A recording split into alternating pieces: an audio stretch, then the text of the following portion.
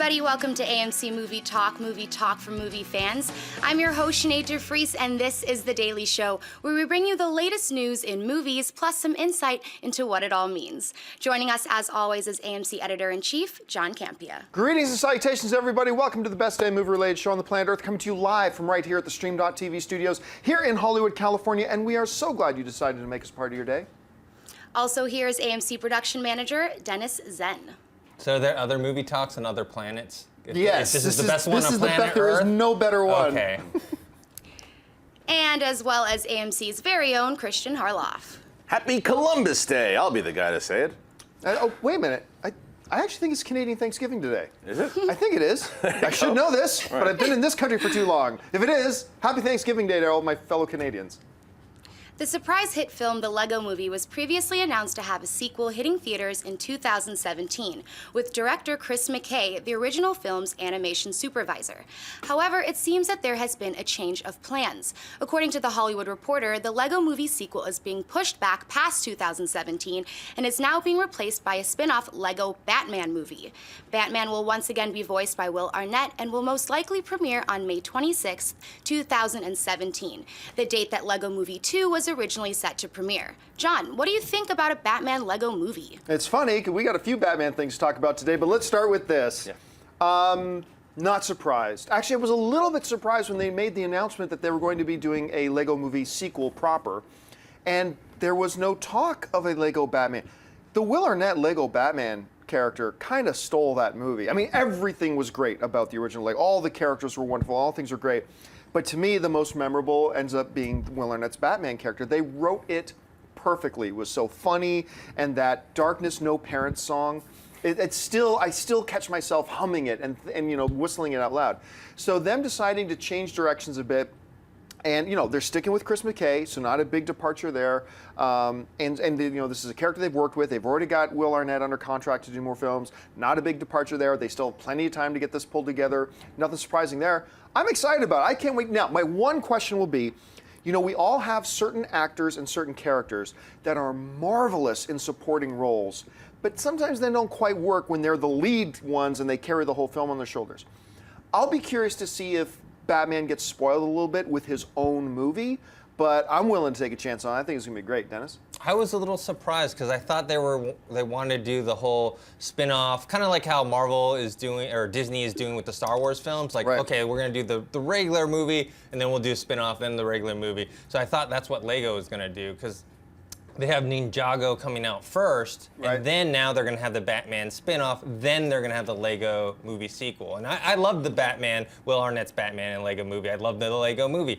But I'm just worried that I doubt this is going to happen, but what if those two become flops? Then when the Lego movie comes out, that it's going to be hurt by it. So I thought they were kind of alternate, but it's all right. Christian? I'm not surprised at all because Batman vs. Superman comes out in, you know, 2016. In 2016. Yeah, 1 year before. Yeah, so it's like, so when we'll be ready, and you know there'll be some jokes about that pop in there too. You know, you'll have some Batman v Superman jokes pop in. This comes out 2016 after.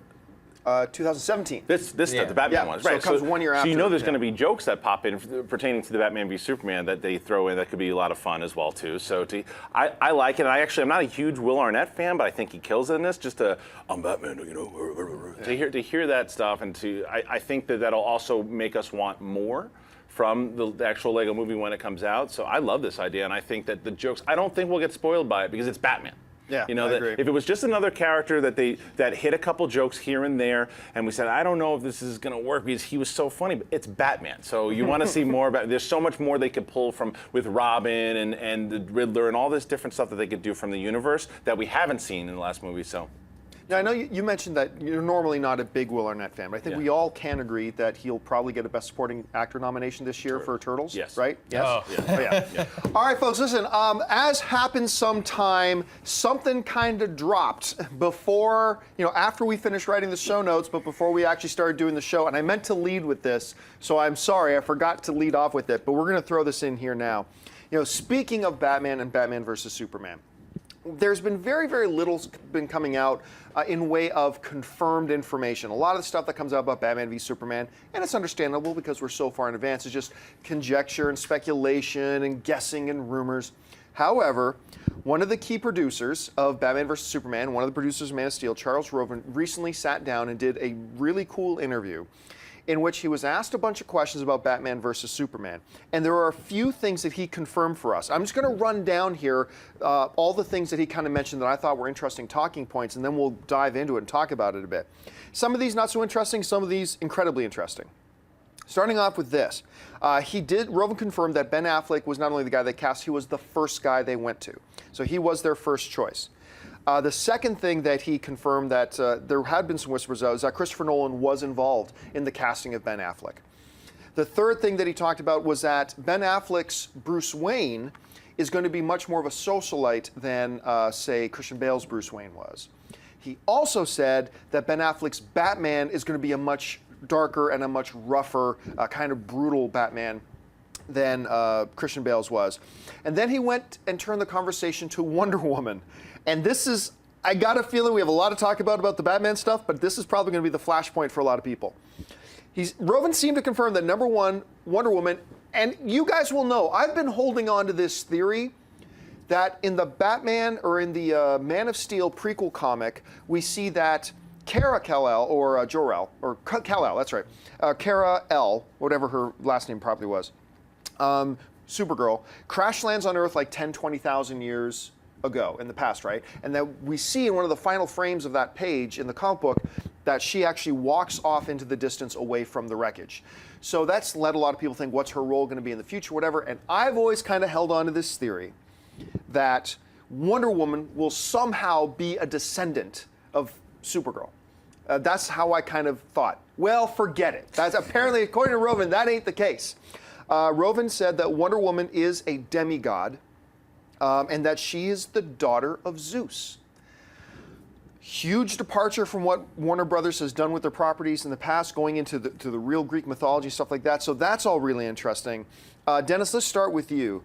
What really jumps out to you with all these little factoids that the producer dropped on us? For me, it is that Christopher Nolan took part in the casting of Ben Affleck, because that kind of, there's a lot of people who are on the side of Ben Affleck. It's going to be great. There's a bunch of people that Ben Affleck is terrible. I'm wondering what Nolan fanboys think now that they found out that Chris Nolan actually had a hand in it. Like if maybe that's like his stamp of approval, who knows? But maybe after Gone Girl, more people are more grown warmer to the idea. Christian, what about this stands out to you? The Wonder Woman stuff. I mean, you and I talked about it off air too. I think that that's how her being a demigod, I think that's how you can make sense of it all, of her powers. But I think a lot of, especially Wonder Woman fanboys, are going to lose their minds over it. I think that because anytime you change up the mythology, especially of a character who has not yet been introduced, and you start saying, why are they changing this up? They haven't given her a chance. She's not from the Amazon. They haven't done this. They haven't done that.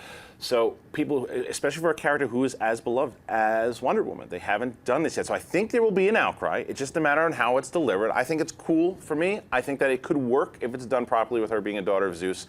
And the other stuff is, I just thought that Josh Brolin was actually a guy they approached first. That's what I had heard, so I guess that's not the case. One of the things that stands out to me that I'm really liking what I'm hearing is when he talks about how this Batman is going to be a darker, rougher, probably more brutal Batman than the other one. Because one of the things that I find fascinating about the character of Batman is he is super intelligent, yes, calculated, strict code. And as as level-headed, logical, can be cool, cold, calculated, the whole bit. But we forget that underneath that, and this is the way I've always looked at Batman, that underneath that boils the rage of a guy who, there's a part of him that just wants to destroy things. And that's all tempered by all that other stuff. But we forget that when he looks into the face of a criminal, of a mugger, whatever, he sees the face of the people who murdered his parents. Right. And he wants to extract all of his rage on them within his code, right? And I've always wanted to see that explored a little bit more.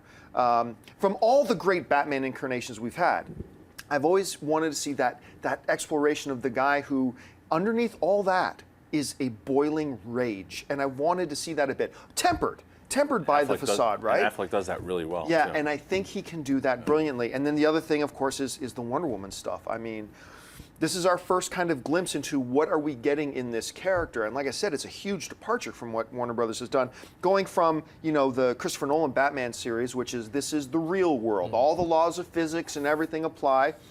Now they're going to go really heavy into Greek mythology. And I find that interesting, but these are the first, I think you were alluding to this, these are just the first pearls of information we have. There's probably a ton more information that we need to really give this context. So I'm not going to get too excited about it. I'm not going to get too outraged about it until we understand more. Okay, she's a demigod. Zeus is involved, right? But what's the rest of the information? Let's see how this. I'm surprised they even went that far though into. I agree, because even like you take something like Superman, which isn't real, but at least they try and explain it like with science fiction. The radiation of a yellow sun exactly to cells. And this is a whole nother ballpark. So I'm very fascinated they actually did this. But it makes sense though, because eventually you're going to have to start going that way if you're going towards Justice League, because you start dealing with aliens and other world creatures and stuff of that nature. So Aquaman's going to be an interesting challenge. So maybe they have to start doing that because and you're getting so far away from the Nolan universe of what he did, like you said, basing everything in realism, that this makes sense to start gradually introducing. All right, what's the next topic, Sinead? The weekend box office numbers are in, and it's another first-place finish for the Ben Affleck, Rosamund Pike film Gone Girl. The film only fell 29% in its second week, taking the #1 spot with $26.8 million in revenue. In second place was Dracula Untold, making a solid $23.5 million in its opening weekend. In third is the family film Alexander and the Terrible, Horrible, No Good, Very Bad Day, making just over $19 million, with Annabelle coming in the fourth spot in its second weekend, making $16.4 million.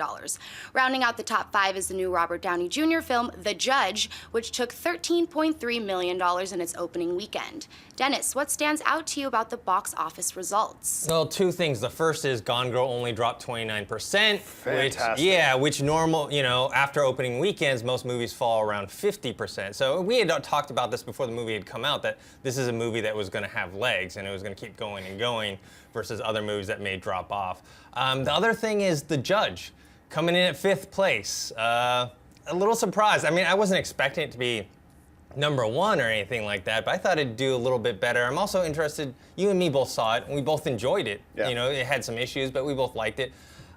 I'm wondering how the rating of R affected it. Because when we watched it, there's really not much about it. There's like some swear words or whatever. Was it rated R? Yeah. I didn't even realize. So, I yeah, would not there's have guessed it was language. rated R. There's a lot Yeah, of the language, Okay. but it wasn't that bad. Like, that easily could have been a PG-13 movie. I wonder why they decided to go that route and how much that hurt them. Christian? I don't think the rated R hurt him as much as the length of the film did. It's 2 hours and 20 minutes and should have been trimmed, because I think that hurt the amount of screens, as well as it just doesn't, the word of mouth hasn't been great. It's been pretty much what everyone's been saying. It's okay. It's good. It hasn't, and when it came out, the original trailer, people were like, this is an Oscar push for Downey again. No one's talking Oscars anymore. Maybe for Duvall here and there, possibly, but it's not an Oscar film, and it was a push for an Oscar film. But The Gone Girl, sticking at #1, is awesome. That is, again, because of word of mouth as well. Everyone's talking about that. That movie was a little longer, but it was different in the fact that that was a David Fincher film that delivered on its promise of a Oscar caliber film with Rosamund Pike, I think, going to be nominated. It delivered in the way The Judge didn't deliver, and I think that's why The Judge suffered. Yeah, pleasantly surprised by the legs of Gone Girl, absolutely, and The Judge, for me, absolutely. Look, the funny thing is, I still believe that movie, The Judge, as it is, inside of that shell, there is an Oscar caliber film. What it needs is about 40 minutes trimmed out. It needs the Dax Shepard character completely cut out, which did not fit in. And that's not a slam on Dax Shepard, the actor. I'm just saying that character made no sense and did not fit at all in there. And like I said, take about 40 minutes out, because there was a lot of stuff that was done. It repeated a number of scenes for me. It drove certain points home too many times, which is great in a lecture, but not necessarily great in a movie. Right. You put a different editor on this, and you trim out 40 minutes, take out certain characters, take certain things, and you tighten that package up, I say you have a brilliant film. But as it stood, I walked out with Dennis, and I'm like, I liked it. I did. I still enjoyed it. I do think Robert Duvall, at this point, I'm going to say he deserves the Best Supporting Actor nomination. There's a scene in this movie where he meets his granddaughter for the first time that I don't know that I've seen a single better acted scene this year. Like, I was emotionally moved by that scene. but it just got buried underneath itself, I felt. And look, this is the opening weekend. It made $13 million. I'm going to say this again. Tony Stark is bigger than Robert Downey Jr. It just is. Robert Downey Jr. is not the big, just put him in the movie and it's going to make $70 million opening weekend regardless. It's probably more, I think people are going to start to recognize it's more about Tony Stark than it is about Robert Downey Jr. And I think Robert Downey Jr. probably saw the tracking numbers on The Judge, and that's when he started to say things like, yeah, maybe I'll do more Iron Man. Like, I don't know. We'll see. All right, folks, we reached that part of the show for buy or sell. Here's how this works. In front of her, Sinead's got a few other items in the world of movie news. She's going to run them down. And then those of us at the table are simply going to say whether we buy it or sell it. So, Sinead, what do we got? One of the many casting rumors surrounding the upcoming Doctor Strange movie has been that Keanu Reeves would be taking up the magical arts. However, in a recent interview with Coming Soon, Reeves revealed that he has had no discussion about the film, that he's never read the comic and knows next to nothing about the character, or even if he'd portray a good guy or a bad guy. Christian, in theory, would you buy or sell a Doctor Strange played by Keanu Reeves? I'd sell it.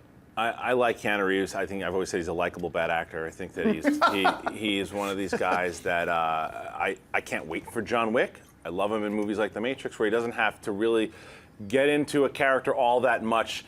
And a character like Doctor Strange, who the Sorcerer Supreme, you want to see this brand new character in a different genre. This is someone who you really want to impact you. You want a really good actor. Look at the actors that have been circulating, whether it be Joaquin Phoenix or Leto or Ethan Hawke.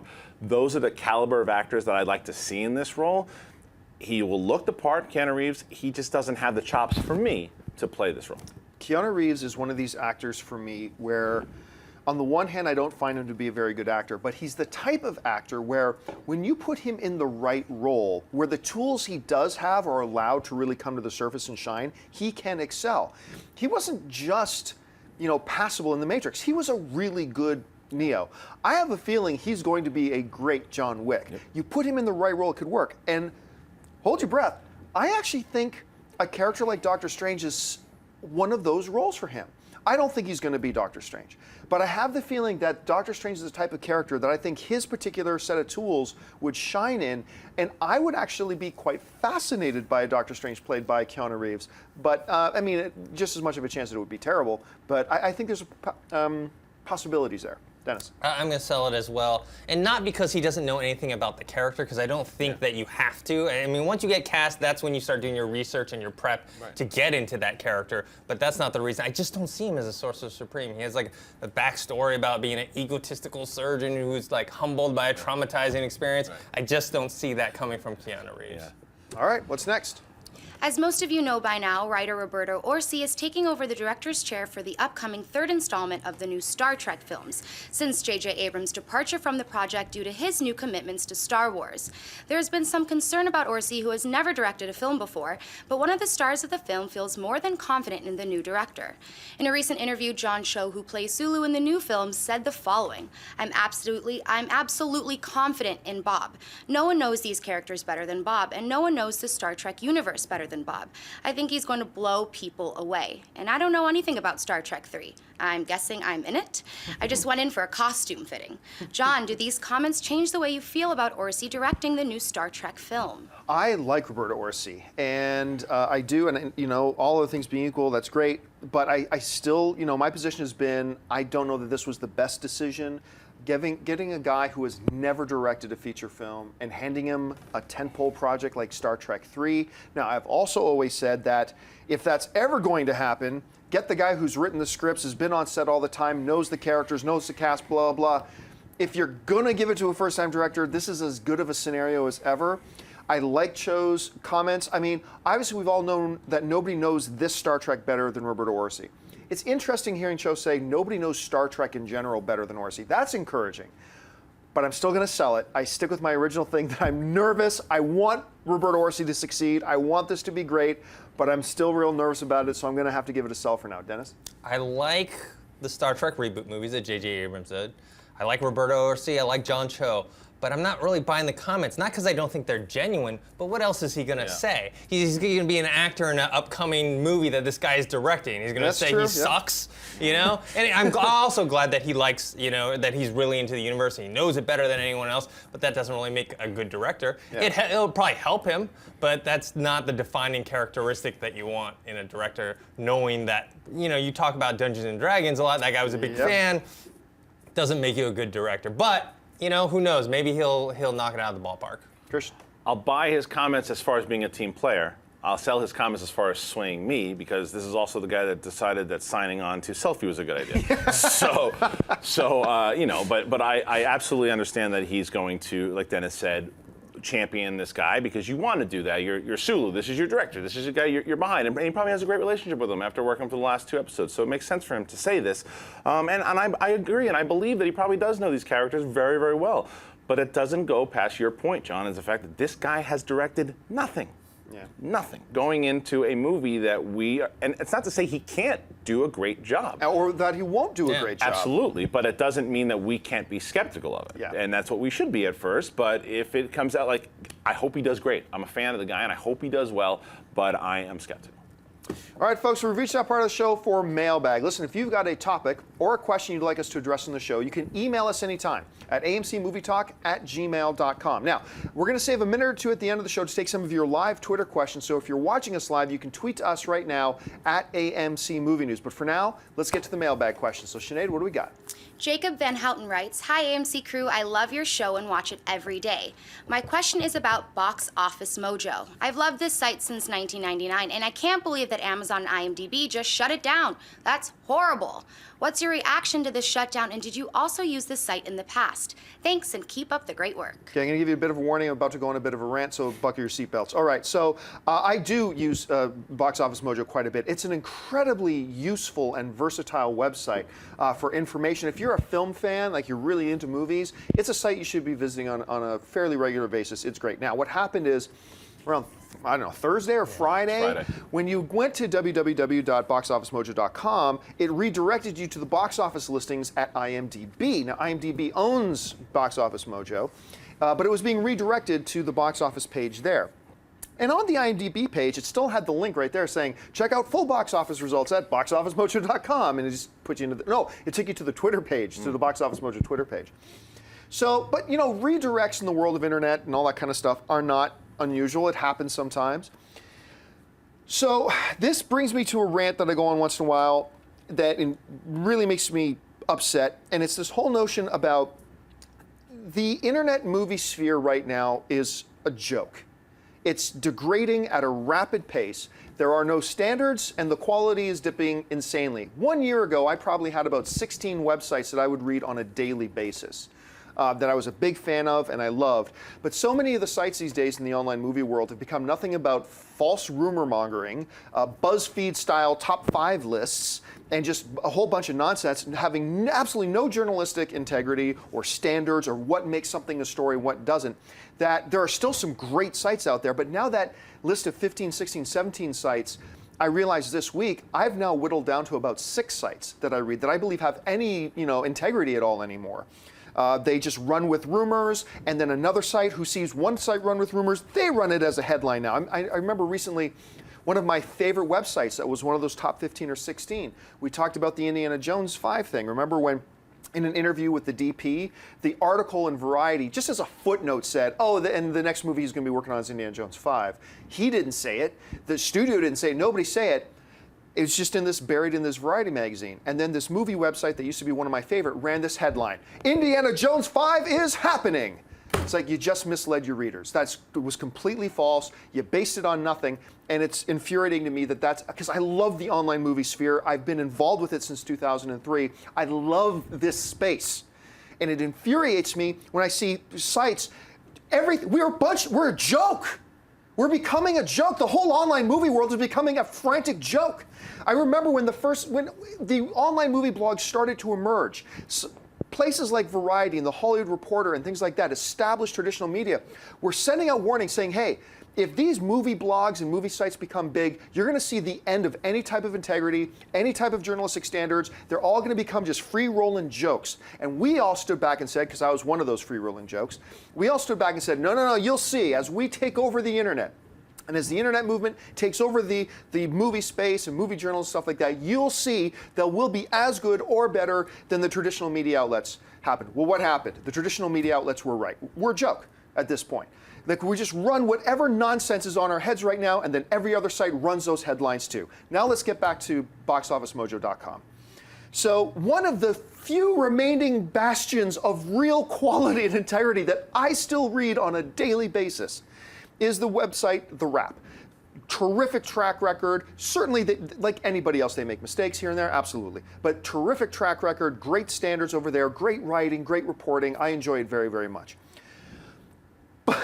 But the boxofficemojo.com redirects to IMDb for a day, and The Wrap runs a headline. Now, the reason a lot of people are thinking that Box Office Mojo shut down is because The Wrap, a reputable, high-standard site, runs this headline, Box Office Mojo has been observed in IMDb. And they write in their article that Box Office Mojo has been, these are their words, shut down.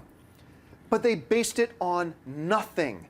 They speculated that since I went to that site and redirected, I'm speculating that the site was shut down. Because it redirects to IMDb, I am speculating that it's been absorbed into that, but they presented it as facts. They didn't say they heard it from anybody. They quoted no sources. They didn't say it was factual from anybody, but they ran it as fact and misled everybody who reads their sites into thinking Box Office Mojo has been shut down. As it turns out, it wasn't shut down. They simply redirected it for about 48 hours, and now when you go to boxofficemojo.com, it goes back to the regular site.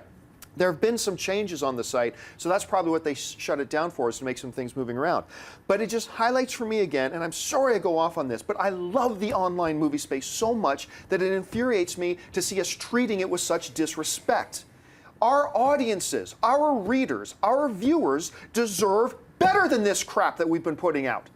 We are not secondhand viewers. We are not secondhand fans on the internet. We deserve the same type of standards and integrity that we get from the New York, newspapers, or from CBS News, or from whatever else. Those standards apply. You don't get to treat our fans and our viewers and our readers like secondhand citizens saying, we don't need to worry about our standards. We don't need to worry about checking facts. We don't need to worry that we're actually communicating the truth. Yes, you do. So get back on the damn horse. Anyway, rant ended. Sorry, did you guys have anything else you wanted to add to that? What he said. Okay, what's next? Stetson Robinson writes, "Hey AMC, I love the show and I never miss an episode. With the critical and financial success of Gone Girl, do you think that this might give The Girl with the Dragon Tattoo sequels an increase in the likelihood of them being made? Maybe Daniel Craig would reconsider his position seeing how great Fincher did with this film?" I don't think the problem with getting the next Girl with the Dragon Tattoo film going is their lack of faith in David Fincher. I think everybody at this point kind of gets a feeling if David Fincher's going to put out a movie, it's going to be awesome, and they weren't waiting to see how this Gone Girl project works out. My understanding, which I'd love to hear if you guys have heard anything different, that one of the big hangups has been Daniel Craig's salary demands is, look, the first one didn't make much money for Sony, so they're worried about it, so they want to reel in the budget a bit, and that includes some of the salaries. And so, hey, no, that's understandable that they'd want to do that. Daniel Craig does not want to lower his pay rate. Totally fair for him to feel that way too, but it's created an impasse. So have you guys heard anything else about what's holding it up? Yeah, I'm more on the fact that he was holding it up, but there was rumors of another actor, I can't remember who it was, that was circulating it.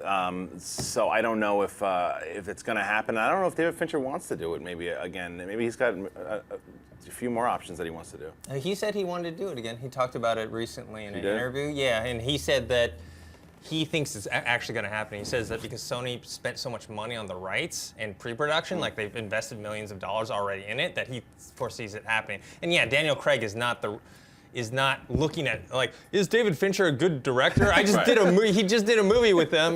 That's not the issue. It's a money issue. Yeah. He actually not just wanted the rate that he got for Girl with the Dragon Tattoo, I heard that he might have wanted a raise as well. So Well, with the last Bond movie, his rate has sure has gone up. I actually don't think it will hurt if they replace him though, because he's still got I Fincher. kind of agree. Yeah, I love him, Me but too. I don't think that it'll hurt the film. I mean, I haven't read the sequel book, but I heard that character is a lesser figure. So. All right, last question, another mailbag. At Toddlin writes, greetings and salutations, AMC crew. I have been a fan since before Man of Steel review. My question is, or maybe request is better said, with all your plans for Phase 3 for AMC, is there a chance for adding a show or maybe a segment where more frequent reviews of movies could happen? Like all sons and daughters, I love and appreciate your current movie reviews, spoilers, but have now found myself wishing I could refer to more of your thoughts and feelings on the movies I've recently watched.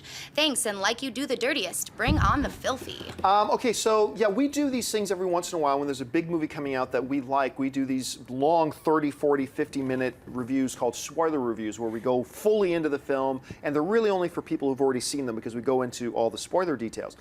I will confess I have been toying with the idea of doing smaller, like 2 to 3 minute reviews for films that we don't do spoiler reviews for.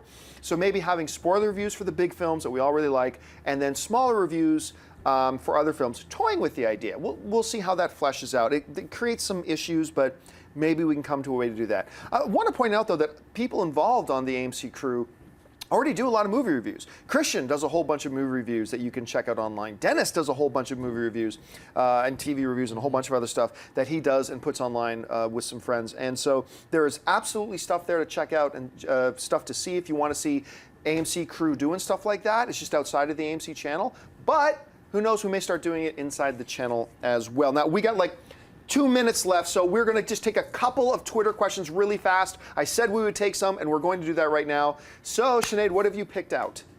All right, at Mario A. Brash asks, I've heard rumors of Robin played by Jenna Malone in Batman vs. Superman. What are your thoughts? None. Yeah. Somebody saw her on set once and some idiot ran a headline. Is she going to be Robin? Right. I mean, hey, within the realm of possibility, as is everything. Let's not close the door on it entirely, but I put no stock in it. Do you guys? I don't either, and I no. All right, what's next? At Forever Johnny Boy asks, with Muppets Most Wanted tanking at the box office, what effect does this have on the what effect does it have on long in development Fraggle Rock film? Fraggle Rock is one of these movies. I remember I ran into the writer for the Fraggle Rock movie at one of those Comic Book Sunday events. Oh. And I was so excited, but that was like 6 years ago or 5 years ago that happened maybe. This is a project that has hit walls, seemed to have overcome them, hit more walls. I'm at the point that I don't actually think it's ever going to happen. And I'm, like you pointed out in the question, I don't think that the results from the Muppets helped it much. Christian, have you heard anything? No, there's a lot of hints and stuff. I mean, because there was something going around that there was a Labyrinth sequel. Now there's not a Labyrinth sequel, or there was a Dark Crystal thing. There's all these different types. Dark Crystal was another one, yeah. There's a lot of these ones that pop up. I don't think necessarily the Muppets' failure has a lot to do with it. It's a matter of, like we always say, it's a matter of figuring it out, the right take on it, the right director, and all that stuff too. And if they feel that they can crack the code and they can put a good movie out of it, then we'll see it. But I think the Dark Crystal will probably be the one to go, if any. How badly did the Muppets Most Wanted do? Because I know it didn't do as well as the first reboot, not rebooted, but the more recent one. But I enjoyed the movie, and I didn't think it did that horribly, did it? I don't think it cost them tens of millions of dollars, Yeah. but yeah, it was a disappointment. Okay. Yeah. All right, folks, well, that will do it for this installment of AMC Movie Talk. Thank you so much for joining us today. Don't forget, lots of great films playing at AMC Theaters right now. Head on over to www.amctheaters.com for all your theater, showtime, and, of course, your movie ticket information.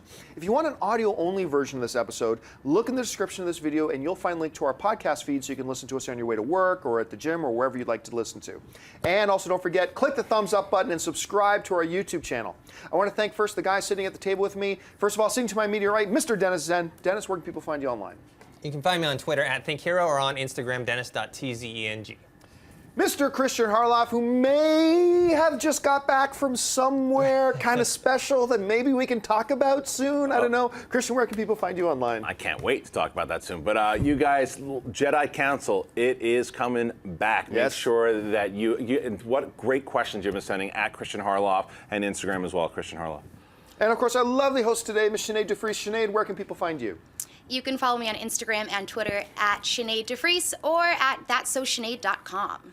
And you can find me on all the various social media networks on Twitter, Facebook, and Instagram at John Campea. Thanks a lot for joining us, guys. My name's John Campea for AMC Movie News, and until next time, bye-bye.